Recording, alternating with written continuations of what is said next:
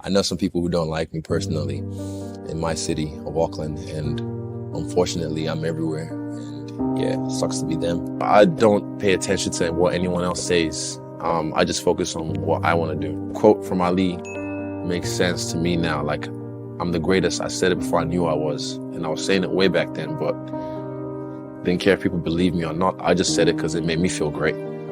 It's all about how you see yourself, what anyone else thinks. I'm not trying to pander to anyone. I'm not trying to make anyone my friends or be the, hey guys, like me. I don't care, honestly. Even when I walk out, I'm focused on me and my team at the back.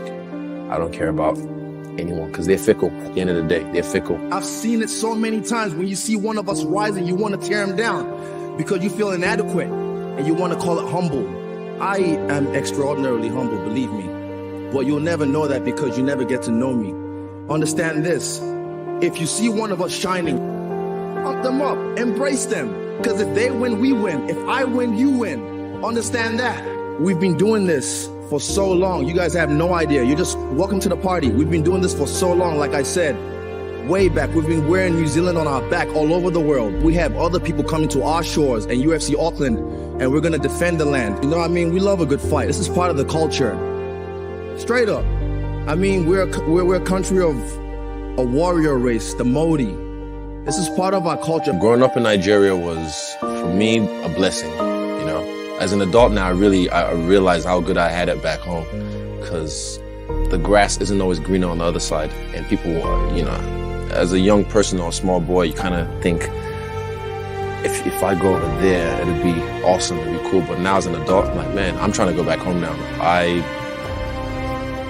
never really had to struggle, really. I was kind of spoiled, to be honest, because my father was very well off. My mom, they had a lot of businesses. They, you know, worked for some big companies. I'm moving to New Zealand. It was culture shock, definitely, because everything looked like how things look on TV, like in a movie. You know, you see houses with chimneys, like things like that. I was like, man, that's what Santa Claus goes down. Culture shock mostly was realizing that being black was a problem. You know, people were just trying to be mean to you for no reason. A lot of that happened through most of the high school as well. And that's kind of, I guess, my desire to want to defend myself came from, was, you know, I hated feeling vulnerable in any situation. I hated feeling like I was helpless, like I couldn't do anything. Part of why I fight definitely is to prove to myself that I'm stronger and I'm smarter and I'm braver than I am. Because back then, like when I used to get bullied, I'd be shaking, my knees would be shaking. Now as I'm older, I realize it's just your body preparing for war. It's adrenaline surging through my adolescent body, and I didn't know what to do with it. Those same feelings still arise. Like I get the butterflies when I get that feel. I don't shake that much anymore. I know how to control it now. And it's not like controlling because I'm scared. It's controlling my adrenaline, controlling my flow. Because I know a lot of fighters, even at the highest level in the UFC, a few fighters who won't sleep the night before a fight or 2 days before a fight because they just in their own head. I've done this for so long, man. My body just knows conflict now. So I'm like, all right. And when I'm backstage, when I start to get my hands wrapped and I can feel the nerves come through, I just breathe it away, control it like a flame. You fan it properly. Jackie Chan for me was the guy. Bruce Lee's a legend, don't get me wrong, but Jackie Chan was my Bruce Lee because he made fighting seem cool and fun and funny. He played with it. He was playful. Those are the kind of fighters I like. It's all energy at the end of the day. So I still love that feeling. Just imposing my will on someone else, even though they're trying to impose their will on me by trying to take me down. I impose my will on them by letting them not take me down. You know when they say mothers can lift up cars? Yeah, that shit's real. Wrestling happens way before you engage in a clinch. It happens with the footwork. And I have some of the best footwork in the game, if not the best footwork in the game. So, yeah, I'll take it to my coaches and my trainers. We're not one of these gyms that after I finish my fight, I'll like 2 months on a holiday and then go chill at home. And then when I get a fight, I'll come back to the gym. Their body on the line for us to get us ready for this thing. I have to do the same thing to give my body back to them, to help them get ready for their fights. No matter if it's on the amateur circuit, if it's on a B-League show or mainstream, the people, even some people still get fooled by Hollywood, you know, Rambo, Terminator, guys with big muscles.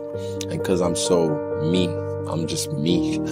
I don't try and be anything else. A lot of people can relate to me. And even those who can't, those who don't like me, they're still gonna watch because they want to see me fall. So it's gonna shoot my stock up all the way. So for me, this really isn't for me. This is for like the young generation coming up who get to see someone they can relate to, someone who is of my essence, if you will, a combat athlete?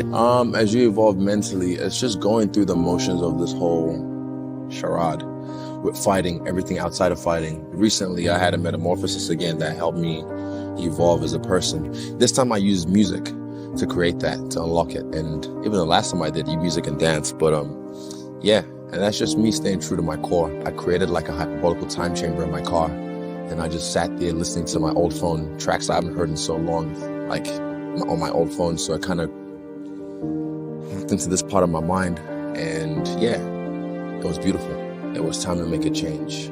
A quick one I can say is neighbors, or like people being accessible but a new property that's not accessible. I mean, imagine if you have to take your work home with you and everyone constantly comes to your house or drives by your house yelling praises, but you're like, dude, this baby's sleeping next door, you can't be coming in. Like being a man of the people, like when it's open workout, the fans are there, yeah, I will give you as much of me as you need. I will take my time, but unfortunately, I don't have all the time in the world. But when I'm in my zone, when I'm by myself, when I'm in my introverted self, don't come to my place because I don't like to bring my work home like that. When life puts a lot of pressure on you, it's forcing you to make a change. And if you don't, you're gonna just stay stagnant and die. You don't evolve.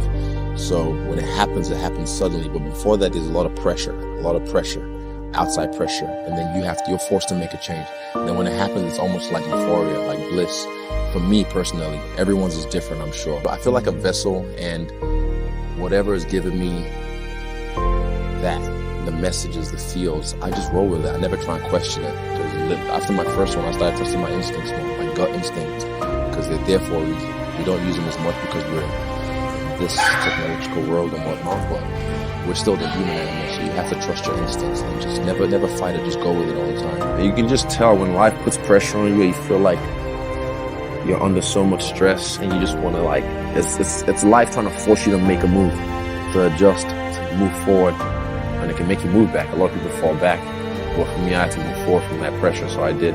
Depends on you, really. Depends on what you want to do. Like a lot of people, even in entertainment, like music, acting, and sports, they fall off because they stop staying true to who they are. I'm very good at balancing these kind of things, and I've already taken one step, other steps as well. And I can see how easy it was for some people to fall into this trap, this Hollywood trap, So yeah, it just depends on you and how you take the messages you're receiving. For me in life, it's gonna propel me forward, not just in fighting, but in life. The black kiwi's gonna fly all day.